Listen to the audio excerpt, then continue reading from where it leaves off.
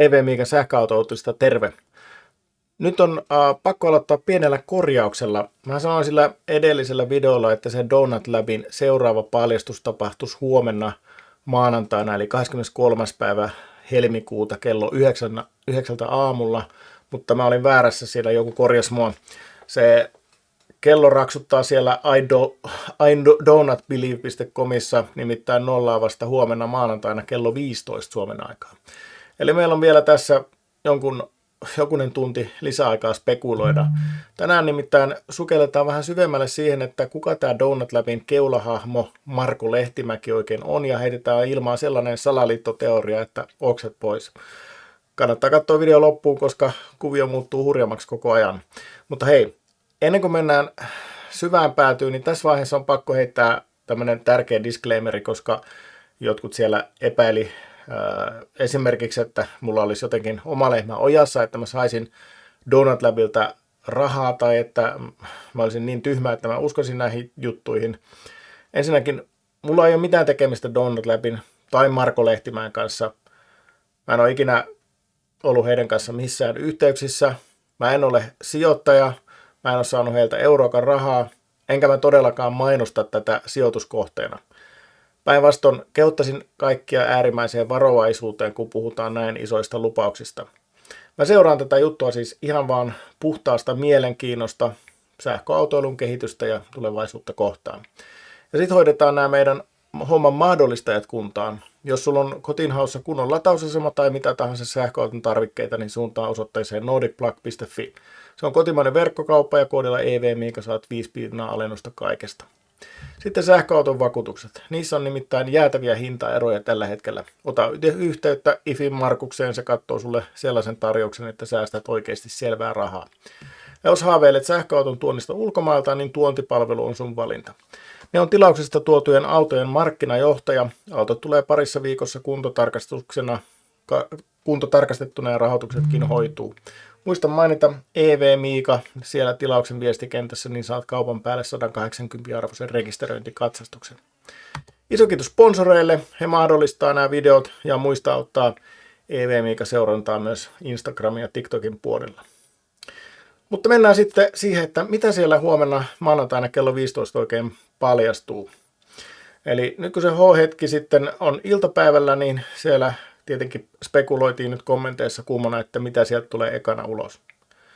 Tuleeko sieltä se eka VTT:n leimaama virallinen raportti esimerkiksi akun energiatiheydestä, eli 400 wattituntia kiloa kohdin, mikä olisi kaikkein ehkä isoin juttu tässä, vai onko siellä jotain sellaista, joka menee sitten vähän ohi niiden päälupausten, millä tätä on markkinoitu, kuten joku turvallisuustesti tai säänkestävyys tai muu.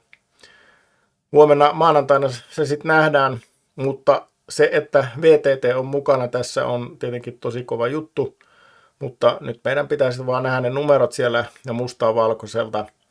Eli jos sieltä tulee taas hienoja videoita ilman kovaa dataa, niin sitten tämä juttu alkaa näyttää vähän heikommalta. Mutta se on selvää, että sieltä tulee taas uusi laskuri huomenna, että sieltä sehän sanottiin jo, että ne tulee sitten sarjana. Mutta sitten tämän videon ehkä mielenkiintoisempaan pointtiin, eli kuka on Marko Lehtimäki ja mikä on Asilab? Tämä on vähän taustotuksena tähän Donut Labin Marko Lehtimäkeen. Marko Lehtimäkihän on ollut mukana vaikka missä startupissa, eli näitä nyt tietenkin startuppeja tulee ja menee, että ei pelkästään sen perusteella voi, niin kuin, että on ollut esimerkiksi epäonnistuneita startuppeja taustalla, niin ketään tuomita. Mutta viime vuoden toukokuussa Marko Lehtimäki tuli julkisuuteen tämmöisen firman kuin Asilab kanssa. Ne lupas älytöntä mullistusta tekoälyyn. Ne puhu asinoidista, joka olisi ihmisaivojen arkkitehtuuriin perustuva tekoäly, joka siis oppii ja suunnittelee autonomisesti. Siis käytännössä siis täysin jotain muuta kuin nämä nykyiset kielimallit, kuten ChatGPT. Mutta tässä on se jännä juttu, että kesän jälkeen tästä Asilabista ei ole kuulunut sitten oikeastaan yhtään mitään. Eli tämä on päivät tuossa viime vuoden toukokuussa tämä STTn sivuilla ollut juttu. Eli tämä Asilab katosi tutkasta, kunnes tämä Donut Labin akkujuttu alkoi sitten dominoida otsikoita Marko Lehtimäen jutuissa. Mutta katsotaan vähän, että mitä tästä Marko Lehtimäki kertoo tästä Asilabista, asinoidista silloin vajaa vuosi sitten. Eli asinoidin toimintaperiaate poikkeaa täysin esimerkiksi laajoista kielimalleista. Se ei ainoastaan tottele prompteja, vaan toimii täysin autonomisesti ja proaktiivisesti. Yksi perinteinen LLM tai joku muu tekoälymalli voi toimia ikään kuin yhtenä hermosoluna asinoidin isoissa aivoissa. Eli asinoidin kyvykkyys on kaikkien maailman tekoälymallien yhteissumma, ja vielä enemmänkin. Nykyiset tekoälyt ovat kuin transistoreja, ja me rakennamme ensimmäistä oikeaa tietokonetta, toteaa Marko Lehtimäki, Asilabin hallituksen puheenjohtaja. Eli tämmöisiä juttuja on Marko kertoillut tuossa mullistavasta tekoälystä. Eli tässä sitten kerrotaan myös, että tätä asinoidia kutsutaan jatkuvan evoluution tekoälyksi. Se voi toimia esimerkiksi ohjelmistokeskuksen strategisena superälynä, robottijoukon kollektiivisena älynä tai jopa yrityksen perustajakumppanina. Se on maailman ensimmäinen tekoäly, joka kehittyy ajan myötä ja tulee älykkäämmäksi päivä päivältä. Patentoimamme uudenlaisen tekoälyarkkitehtuurin ansiosta se vaatii vain perustietokoneen laskentatehon. Eli sekin vielä. Ei vaadita mitään valtavia konesaleja, vaan ihan perustietokone riittää. Tätä aiotaan soveltaa muun muassa rikosten torjunnassa, robotiikassa, sovelluskehityksessä, kaupankäynniksessä, teollisuuden prosessien optimoidissa ja uusien älykkäiden palveluiden luomisessa. Se on sovellettavissa mihin tahansa liiketoimintaan.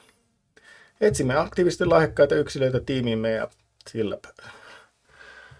Asilab on ensisijaisesti tutkimus- ja tuotekehitysorganisaatio. Missiona on demokratisoida tämä uudenlainen tekoäly turvallisesti ja vastuullisesti, Lehtimäki visioi.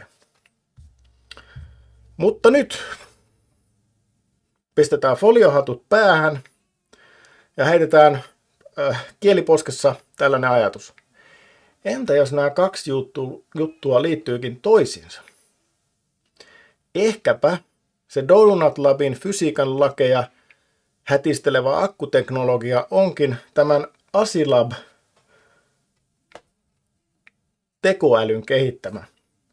Tämä kuulostaa niin huikealta tekoälyltä, että se varmasti kykenisi kehittämään näin huikean teknologian kuin Donut Lab. Siis mieti, jos sulla olisi superäly, joka pystyisi simuloimaan uusia materiaaleja ja kemioita ihan eri tasolla kuin ihmiset, niin ehkä se onkin voinut keksiä tämän akun. Tämä olisi ihan kifi-homma, mutta Marko Lehtimäen kuvioissa tällainen linkki olisi kyllä kaikkien aikojen juonen käänne. Ehkä tämä asinoiditekoäly istuu jossain palvelinhuoneessa ja pyörittelee niitä VTT-mittauksia meidän puolesta. Oli miten oli. Maanantaina kello 15 tiedetään taas vähän enemmän. Mä oon sitten linjoilla, kun eka raportti pamahtaa eetteriin ja pistetään huomisiltana, maanantai-iltana sitten taas uutta videota. Mutta miten on? Muistiko kukaan teistä tätä Asilabin tekoälyjulistusta julkistusta viime keväänä? Ja uskotko, että tämä Donut Labin akku on oikeasti keksitty täällä Suomessa vai onko tässä takana jotain isompaa? Kirjoita mitä ajattelet ja kiva kun katselit videon loppuun asti ja me nähdään jälleen seuraavalla videolla. Moikka!